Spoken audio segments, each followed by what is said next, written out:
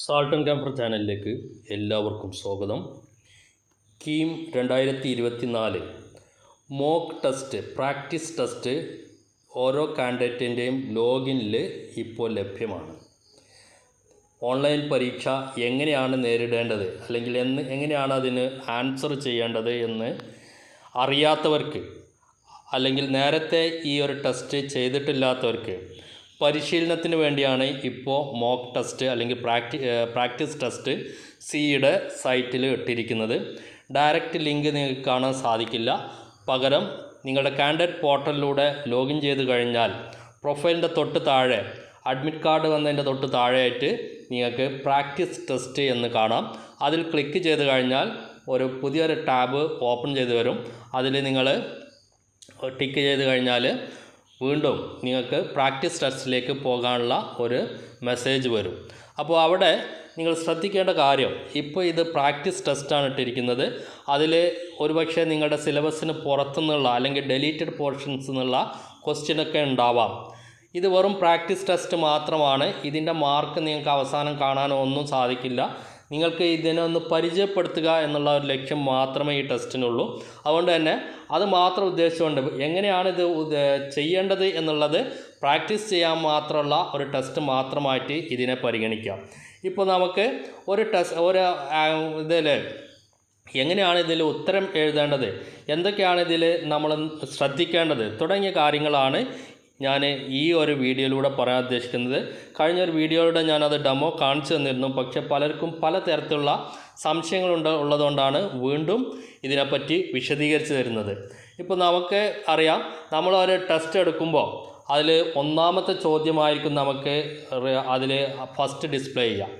ഒന്നാമത്തെ ചോദ്യം ഡിസ്പ്ലേ ചെയ്യുമ്പോൾ അതിന് ഉത്തരം അറിയോ അറിയില്ലേ എന്നുള്ളത് ജസ്റ്റ് നമ്മൾ ഇത് വായിച്ച് നോക്കുമ്പോൾ, എല്ലാ ക്വസ്റ്റ്യൻസും വായിച്ച് നോക്കണം എന്നാണ് ആദ്യം നമ്മൾ പഴയ കാലത്ത് പരീക്ഷയിൽ എഴുതുന്നതിന് മുമ്പ് എല്ലാ ക്വസ്റ്റ്യൻസും ഒന്ന് നോക്കണം, കണ്ണോടിച്ച് നോക്കണം. അതിൽ ഏറ്റവും എളുപ്പമുള്ളത് ഏതാണോ അതൊന്ന് ജസ്റ്റ് ഒന്ന് മാർക്ക് ചെയ്യുക. അതിനുശേഷം നമ്മൾ OMR കറുപ്പിക്കുക. ഇങ്ങനെയുള്ളതൊക്കെയായിരുന്നു നേരത്തെ നമ്മൾ ചെയ്തിരുന്ന ചില പ്രാക്ടീസുകൾ, അല്ലെങ്കിൽ നേരത്തെ നമ്മൾ പറഞ്ഞു കൊടുത്തിരുന്നത് അങ്ങനെയൊക്കെയായിരുന്നു. പക്ഷേ CBT ആയത് കമ്പ്യൂട്ടർ ബേസ്ഡ് ടെസ്റ്റ് ആയതുകൊണ്ട് ഒരു ക്വസ്റ്റ്യനെ നിങ്ങളുടെ മുന്നിൽ ആദ്യം വരുള്ളൂ. ഒരു ക്വസ്റ്റ്യൻ വന്നു കഴിഞ്ഞാൽ ആ ക്വസ്റ്റ്യൻ ആൻസർ ചെയ്യണോ അല്ലെങ്കിൽ അത് എനിക്ക് അറിയുന്നതാണോ അല്ലേ എന്നുള്ളതൊക്കെ നമുക്ക് ആ ക്വസ്റ്റ്യൻ വായിക്കുന്ന ഉടനെ തന്നെ മനസ്സിലാവും. അപ്പോൾ പെട്ടെന്ന് നമുക്ക് ആ ക്വസ്റ്റ്യൻ, ഒന്നാമത്തെ ക്വസ്റ്റ്യൻ എനിക്ക് വായിച്ചപ്പോൾ തന്നെ അതിൽ എന്തോ ഒരു ഉത്തരം കിട്ടി എന്നാണെങ്കിൽ, അല്ലെങ്കിൽ എനിക്കത് അറിയുന്ന ഉത്തരമാണെങ്കിൽ ഉടനെ തന്നെ അതിൻ്റെ ഏതാണോ ഉത്തരം എന്നുള്ളത്, A ആണോ B ആണോ C ആണോ എന്നുള്ളത് അതിൽ നമ്മൾ ക്ലിക്ക് ചെയ്യുന്നു. അപ്പോൾ C ആണ് ക്ലിക്ക് ചെയ്തതെങ്കിൽ നിങ്ങൾ അത് ക്ലിക്ക് ചെയ്ത ശേഷം അതിൻ്റെ ഏറ്റവും താഴെ കുറച്ച് ഓപ്ഷൻസ് ഉണ്ട്. Save and previous, save and next, clear response, mark unmark for review എന്നുള്ളത്. ഇപ്പോൾ നിങ്ങൾ ഈ ഒന്നാമത്തെ ചോദ്യത്തിന് ഉത്തരം കൊടുത്തു എന്ന് കരുതുക. ആ ഉത്തരം കൊടുത്തു കഴിഞ്ഞാൽ അത് നിങ്ങൾ ഈ ഒരു ലെജൻഡിൽ ഈ ഏറ്റവും താഴെയുള്ളതിൽ സേവ് ആൻഡ് പ്രീവിയസ് എന്നല്ല, സേവ് ആൻഡ് നെക്സ്റ്റ്, ഒന്നാമത്തെ ക്വസ്റ്റ്യൻ കൊടുത്തുകൊണ്ട് സേവ് ആൻഡ് പ്രീവിയസ് എന്ന് കൊടുത്തുകൊണ്ട് നിങ്ങൾക്ക് ഒന്നും അവിടെ സംഭവിക്കില്ല. സേവ് ആൻഡ് നെക്സ്റ്റ് കൊടുത്തു കഴിഞ്ഞാൽ ഉടനെ ഒന്നാമത്തെ ചോദ്യത്തിൻ്റെ നേരെയുള്ള ലെജൻഡ് ഗ്രീനായി മാറും. റൈറ്റ് സൈഡിൽ കാണിക്കുന്ന നോക്കുക, ഫിസിക്സിലെ ഒന്നാമത്തെ ക്വസ്റ്റ്യൻ്റെ ലെജൻഡ് അതിൻ്റെ കളറ് പച്ച നിറമായി മാറി. പച്ച നിറമായി മാറി എന്ന് പറഞ്ഞാൽ ആ ക്വസ്റ്റ്യന് നിങ്ങൾ ആൻസർ ചെയ്ത് കഴിഞ്ഞു. അത് ശരിയാണോ തെറ്റാണോ എന്ന് നമുക്ക് ഇപ്പോൾ അറിയില്ല.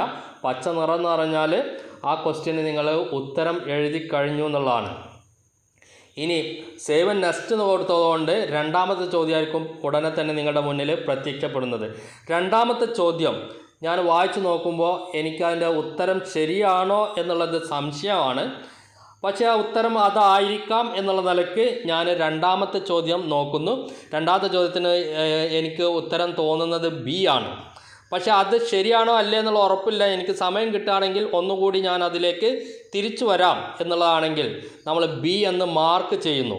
B എന്ന് മാർക്ക് ചെയ്തതിന് ശേഷം അവിടെ നമ്മൾ ചെയ്യേണ്ടത് mark bar unmark for review എന്നുള്ള ഏറ്റവും അവസാനത്തെ അതിലാണ് ക്ലിക്ക് ചെയ്യേണ്ടത്.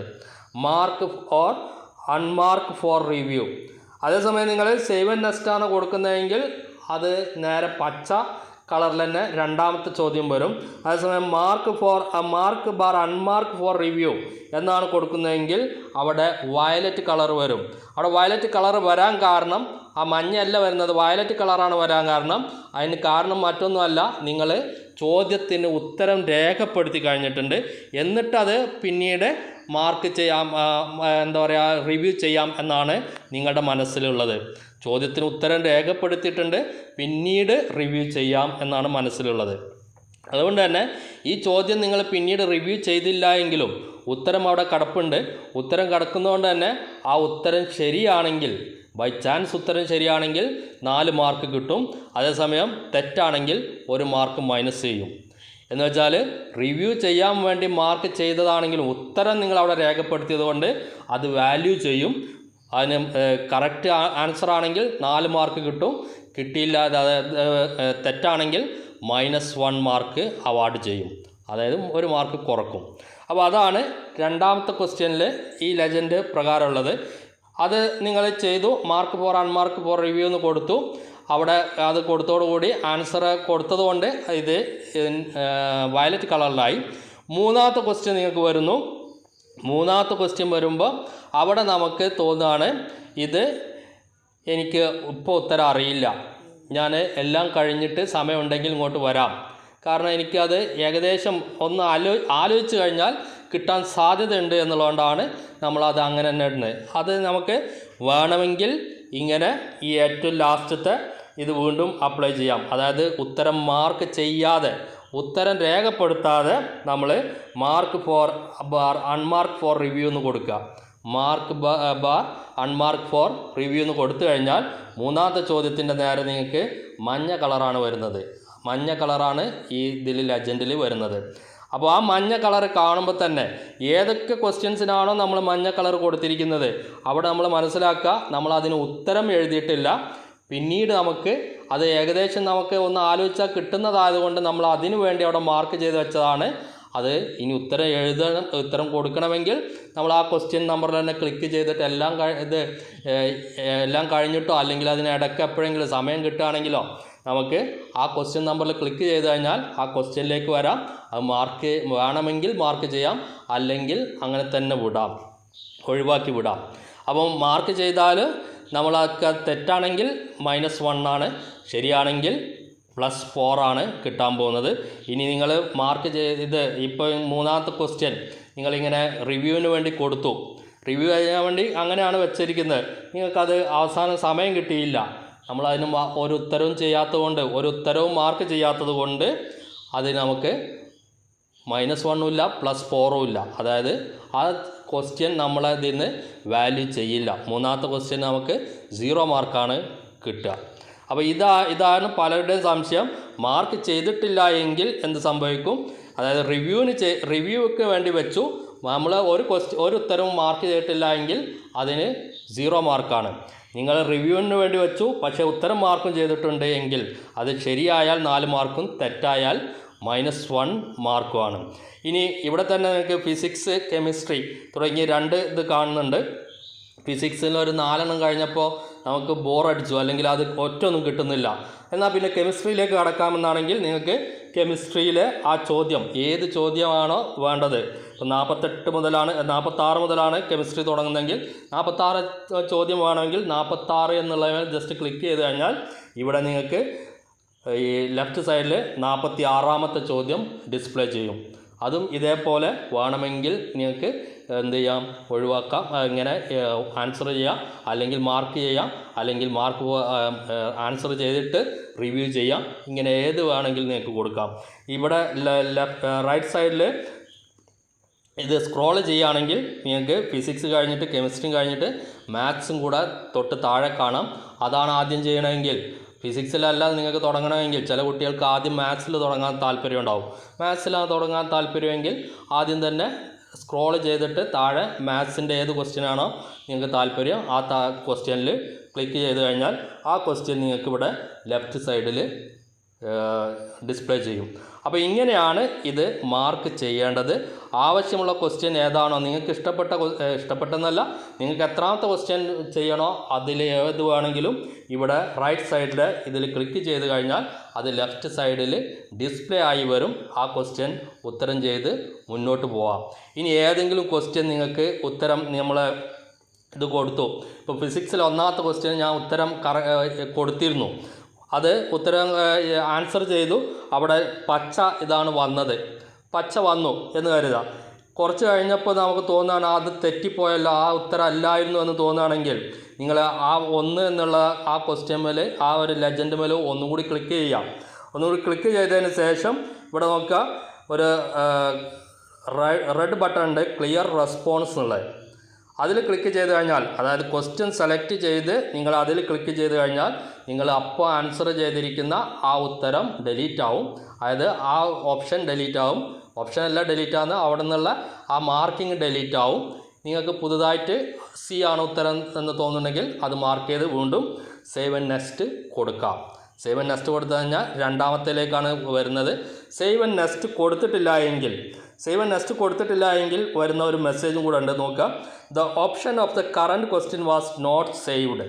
either click on save and next or click on clear response to continue. നിങ്ങളൊരു ഉത്തരം അവിടെ ചെയ്തു, ഏതെങ്കിലും ഒരു ക്വസ്റ്റ്യന് ഉത്തരം കൊടുത്തു, നിങ്ങൾ അത് സേവ് ആൻഡ് നെക്സ്റ്റ് കൊടുത്തിട്ടില്ല, അല്ലെങ്കിൽ ക്ലിയർ റെസ്പോൺസും കൊടുത്തിട്ടില്ല, എന്നിട്ട് നിങ്ങൾ അടുത്ത ചോദ്യത്തിലേക്ക് അങ്ങ് പോയി കഴിഞ്ഞാൽ, നിങ്ങൾ ഒരു ചോദ്യത്തിന് ഒന്നാമത്തെ ചോദ്യത്തിന് നിങ്ങൾ ഉത്തരം കൊടുത്തിട്ടുണ്ട്, ഈ 2 ബട്ടണും അമർത്താതെ നിങ്ങൾ ഫിസിക്സിലെ കൊണ്ടുപോയിട്ട് 4ാമത്തെ ചോദ്യത്തിൽ വീണ്ടും ക്ലിക്ക് ചെയ്ത് നോക്കുക. അങ്ങനെ ആകുമ്പോൾ ഇങ്ങനെ ഒരു മെസ്സേജ് വരും, the option of the current question was not saved. നിങ്ങൾ സേവ് ചെയ്തിട്ടില്ല, നിങ്ങൾ ഉത്തരം കൊടുത്തു പക്ഷേ സേവ് ചെയ്തിട്ടില്ല. സുഹൃത്തെ, സേവ് ചെയ്യൂ. നിങ്ങൾക്ക് ഉത്തരം അറിയാവുന്ന ഉത്തരമാണ് എങ്കിൽ അത് സേവ് ചെയ്ത് പോയിക്കോളൂ, അല്ലെങ്കിൽ ആ റെസ്പോൺസ് ഒന്ന് ക്ലിയർ ചെയ്ത് പോയിക്കോളൂ. 2ൽ 1 ചെയ്തിട്ട് മുന്നോട്ട് പോകാൻ സാധ്യമാവൂ എന്നാണ് ഈ മെസ്സേജിൻ്റെ ഉദ്ദേശം. അല്ലാതെ പെട്ടെന്ന് ഒരു മെസ്സേജ് അതിൽ വരുമ്പോൾ ആകെ പാനിക് ആവരുത്, പെട്ടെന്ന് പേടിച്ചു പോകരുത്, എന്താ ഇത് വന്നത് എനിക്ക് മനസ്സിലാവുന്നില്ല എന്നൊന്നും ആരും പറഞ്ഞേക്കരുത്. ഇതൊക്കെ ഇതിൻ്റെ ഇടയിൽ നേരിടാവുന്ന ചില പ്രശ്നങ്ങളാണ്, അതുകൊണ്ടാണ് അതൊക്കെ നേരത്തെ തന്നെ പറഞ്ഞു തരുന്നത്. അപ്പോൾ ഇങ്ങനെ ഒരു മെസ്സേജ് വന്നു കഴിഞ്ഞാൽ നിങ്ങൾ ഈ ഓക്കേയിൽ പ്രസ് ചെയ്യുക. ഓക്കെ പ്രസ് ചെയ്ത് കഴിഞ്ഞിട്ട് ഏത് ക്വസ്റ്റ്യൻ ആണോ ഈ ഒരു മെസ്സേജ് വന്നത് എന്ന് അവിടെ വന്ന് നിൽക്കും. അവിടെ നിങ്ങൾക്ക് ഒന്നുകിൽ ക്ലിയർ റെസ്പോൺസ് കൊടുത്തിട്ട് അടുത്തതിലേക്ക് പോകാം, അല്ലെങ്കിൽ സേവ് ആൻഡ് നെക്സ്റ്റ് കൊടുത്തിട്ട് അടുത്തതിലേക്ക് പോകാം. അപ്പോൾ ഇത്രയാണ് ഇതിൻ്റെ കേസിൽ പറയാനുള്ളത്. നിങ്ങൾക്ക് ഇഷ്ടമുള്ള ഏത് വിഷയമാണോ, ഏത് വിഷയത്തിലാണോ നിങ്ങൾക്ക് തുടങ്ങേണ്ടത് അതിൽ തുടങ്ങാം. അതുപോലെ ഇപ്പോൾ മാത്സ് മാത്രമേ എനിക്ക് അറിയുമെങ്കിൽ, ഫിസിക്സും കെമിസ്ട്രിയും ഞാൻ ഒന്നും പഠിച്ചിട്ടില്ല, മാത്സ് മാത്രമേ എനിക്ക് അറിയെങ്കിൽ മാത്സ് മാത്രം നിങ്ങൾക്ക് ആൻസർ ചെയ്യാം. 3 മണിക്കൂറും നിങ്ങൾക്ക് മാത്സിന് വേണ്ടി ചിലവഴിക്കാം. ഇനി അതല്ല, ഫിസിക്സും കെമിസ്ട്രിയും മാത്രമേ എനിക്കറിയുള്ളൂ, മാത്സ് ഒന്നും അറിയില്ല എങ്കിൽ പോലും നിങ്ങൾക്ക് ഫിസിക്സും കെമിസ്ട്രിയും 3 മണിക്കൂർ എടുത്ത് ചെയ്യാം. അതൊക്കെ നിങ്ങളുടെ ഇഷ്ടമാണ്. ഫിസിക്സിന് ഇത്ര സമയം, മാത്സിന് ഇത്ര സമയം, കെമിസ്ട്രിക്ക് ഇത്ര സമയം എന്നില്ല. നിങ്ങൾക്ക് ഇതിൽ ഏത് വേണമെങ്കിലും എപ്പോൾ വേണമെങ്കിലും ഈ 3 മണിക്കൂറിനുള്ളിൽ സെലക്ട് ചെയ്തുകൊണ്ട് നിങ്ങൾക്ക് ഉത്തരം നൽകാവുന്നതാണ് എന്നുള്ളതുകൊണ്ട് തന്നെ അതിന് വേറെ ഒന്നും നോക്കാനില്ല. നിങ്ങളാരും അതിൽ നിന്ന് തടയുകയില്ല. ഇനി മാത്സിലും ഫിസിക്സിലും കെമിസ്ട്രിയിലും ഉത്തരം രേഖപ്പെടുത്തണം എന്നും എവിടെയും പറഞ്ഞിട്ടില്ല. ഒരു ക്വസ്റ്റ്യനെങ്കിലും നിങ്ങൾക്ക് ആൻസർ ചെയ്യാൻ കഴിയുന്നത് എല്ലാത്തിലുണ്ടെങ്കിൽ അതിൽ ചെയ്യാം. അതല്ല, എല്ലാത്തിലും എനിക്ക് ചെയ്യാൻ കഴിയില്ല, ഫിസിക്സിൽ മാത്രമേ ഞാൻ നോക്കിയിട്ടുള്ളൂ എങ്കിൽ അതിൽ നിന്നുള്ള ക്വസ്റ്റ്യൻസ് മാത്രം ആൻസർ ചെയ്യാം. അതിനനുസരിച്ച് നിങ്ങളുടെ മാർക്കിൽ വേരിയേഷൻ വരും എന്നുള്ളത് കൂടി പ്രത്യേകം ശ്രദ്ധിക്കുക. പാസ്സാവാൻ 10 മാർക്കാണ്. നോർമലൈസേഷന് ശേഷം 10 മാർക്കാണ് പറയുന്നത്. നോർമലൈസേഷൻ പ്രൊസീജിയർ എങ്ങനെയായിരിക്കും എന്നുള്ളത് ഇപ്പോൾ പറഞ്ഞിട്ടില്ല. അതുകൊണ്ട് തന്നെ അത് മാർക്ക് 10 നമ്മൾ 3 ക്വസ്റ്റ്യൻ മാത്രം ഉത്തരം എഴുതി, ഫിസിക്സിൽ നിന്ന് 3 ക്വസ്റ്റ്യൻ മാത്രം ഉത്തരം എഴുതി, ആ 3 ഉറപ്പാണ് എനിക്ക് 4 മാർക്ക് വീതം കിട്ടും. അപ്പോൾ 12 മാർക്ക് കിട്ടിക്കഴിഞ്ഞാൽ ഞാൻ പാസ്സാവോ? ഫിസിക്സ് മാത്രമേ എഴുതിയിട്ടുള്ളൂ, കെമിസ്ട്രിയിലും മാത്സിലും ഞാൻ ഒറ്റ ക്വസ്റ്റ്യനും ഉത്തരം എഴുതിയിട്ടില്ല എങ്കിൽ പോലും മാർക്ക് നോർമലൈസേഷന് ശേഷം ആ 12 എന്നുള്ളത് 10ൽ താഴാതിരുന്നാൽ ചിലപ്പോൾ 10ൽ നിന്ന് താഴും, ചിലപ്പോൾ കൂടും, 12ൽ നിന്ന് കൂടും. ഇത് ഏതാണ് സംഭവിക്കുക എന്നുള്ളത് പറയാൻ സാധ്യമല്ല. അതുകൊണ്ട് തന്നെ നോർമലൈസേഷന് ശേഷം 10ൻ്റെ താഴെ അല്ല എങ്കിൽ നിങ്ങൾ കീം ക്വാളിഫൈ ചെയ്യും. 10 താഴെ പോയിട്ടുണ്ടെങ്കിൽ കീം ക്വാളിഫൈ ചെയ്യില്ല. അതുകൊണ്ട് തന്നെ ക്വസ്റ്റ്യന് ഉത്തരം എഴുതുമ്പോൾ അതൊക്കെ മനസ്സിൽ കണ്ടുകൊണ്ട് എത്ര ഉത്തരം എഴുതണം എത്ര എഴുതണ്ട എന്നുള്ളതൊക്കെ നിങ്ങൾക്ക് തീരുമാനിക്കാം. 3 മണിക്കൂറിനുള്ളിൽ ഞാൻ 3 ക്വസ്റ്റ്യനാണ് ഉത്തരം എഴുതിയെങ്കിലും ഇനി മുഴുവൻ ഉത്തരം എഴുതിയെങ്കിലും 3 മണിക്കൂർ കഴിഞ്ഞിട്ടേ നിങ്ങൾക്ക് ആ എൻജിനീയറിംഗ് പരീക്ഷയാണെങ്കിൽ പുറത്തു വരാൻ സാധിക്കുകയുള്ളൂ. ബിഫാം ആണെങ്കിൽ നിങ്ങൾക്ക് 1.5 മണിക്കൂറിന് ശേഷമേ പുറത്തു വരാൻ സാധിക്കുകയുള്ളൂ. എൻജിനീയറിങ്ങിൻ്റെ ഒപ്പം ബിഫാമും കൂടെ സെലക്ട് ചെയ്ത ചിലരുണ്ട്. അവർ ബിഫാം മാത്രമേ ഫോക്കസ് ചെയ്യുന്നുള്ളൂ, എൻജിനീയറിങ് വേണ്ട എന്നാണ് ചിലരുടെ തീരുമാനം. അങ്ങനെയാണെങ്കിലും അവർ എഴുതേണ്ടത് അവർക്ക് ആ ഹാൾ ടിക്കറ്റിൽ വന്നിരിക്കുന്ന ഡേറ്റിനുള്ള എൻജിനീയറിംഗ് എൻട്രൻസ് എക്സാമാണ് എഴുതേണ്ടത്. അതായത് 5-ാം തീയതി എഴുതുന്ന ഒരു കുട്ടിക്ക് അയാൾ ബിഫാമും എൻജിനീയറിംഗും സെലക്ട് ചെയ്തിട്ടുണ്ടെങ്കിൽ ബിഫാം മാത്രമാണ് എഴുതാൻ ഉദ്ദേശിക്കുന്നതെങ്കിൽ പോലും അയാൾ 5-ാം തീയതിയാണ് പരീക്ഷ എഴുതേണ്ടത്, 10-ാം തീയതിയല്ല. 5-ാം തീയതി ആ ഹാൾ ടിക്കറ്റ് രേഖപ്പെടുത്തിയ സെൻറ്ററിൽ ഹാൾ ടിക്കറ്റിൽ രേഖപ്പെടുത്തിയ സമയത്ത് പരീക്ഷ എഴുതാൻ പോകണം. ആ സെൻറ്ററിൽ ചെന്നിട്ട് നിങ്ങൾ പരീക്ഷ എഴുതുമ്പോൾ ഇതൊന്നും പറയേണ്ട യാതൊരു ആവശ്യമില്ല. നിങ്ങൾക്ക് ഫിസിക്സും കെമിസ്ട്രിയും മാത്രം ആ പോർഷൻ എന്നുള്ള മാത്രം ആൻസർ ചെയ്താൽ മതി. അതിന് 3 മണിക്കൂർ സമയം അവിടെയും കിട്ടും.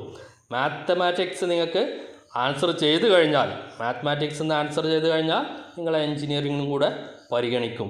ഇനി ഫിസിക്സും മാത്സും മാത്രമാണ് ഇത് ചെയ്തത്, ഫിസിക്സും കെമിസ്ട്രിയും മാത്രമാണ് ചെയ്തത്, ഞാൻ എൻജിനീയറിങ്ങിനും ബിഫാമിനും അപ്ലൈ ചെയ്തിട്ടുണ്ട്, ഞാൻ ഫിസിക്സും കെമിസ്ട്രിയും മാത്രമാണ് ഇത് ചെയ്തത് എന്നതുകൊണ്ട് നിങ്ങളെ എൻജിനീയറിങ്ങിലെ റാങ്ക് ലിസ്റ്റിലേക്ക് അപ്പോഴും പരിഗണിക്കും. കാരണം മാത്തമാറ്റിക്സ് നിങ്ങൾ ചെയ്തോ ഇല്ലേ എന്നുള്ളത് അവിടെ നോക്കുന്നില്ല. നിങ്ങൾ എൻജിനീയറിങ്ങിനും ഫാർമസിക്കും അപ്ലൈ ചെയ്തിട്ടുണ്ടോ എന്ന് മാത്രമേ നോക്കുള്ളൂ. ഫാർമസിക്ക് അപ്ലൈ ചെയ്തിട്ടുള്ളവരാണെങ്കിൽ അവരുടെ ഫിസിക്സിൻ്റെയും കെമിസ്ട്രിയുടെയും മാർക്ക് മാത്രം ഇതിൽ നിന്ന് എക്സ്ട്രാക്ട് ചെയ്തിട്ട് പ്രത്യേകം ഒരു റാങ്ക് ലിസ്റ്റ് തയ്യാറാക്കുകയാണ് ചെയ്യുന്നത്. അപ്പോൾ ഈ കാര്യങ്ങളൊക്കെ നിങ്ങൾക്ക് മനസ്സിലായിട്ടുണ്ടാകും എന്ന് പ്രതീക്ഷിക്കുന്നു. എല്ലാവരും അവരുടെ കാൻഡിഡേറ്റ് ലോഗിൽ ഒന്ന് കയറിയിട്ട് മോക്ക് ടെസ്റ്റ് ഒരു തവണ മാത്രം ചെയ്യാനുള്ളതല്ല, നിങ്ങൾക്ക് എത്ര തവണ വേണമെങ്കിലും ചെയ്യാം എന്നാണ് ഞാൻ മനസ്സിലാക്കുന്നത്. കാരണം ഒരു ലിങ്കായിട്ടാണ് അതിൽ കൊടുത്തിരിക്കുന്നത്.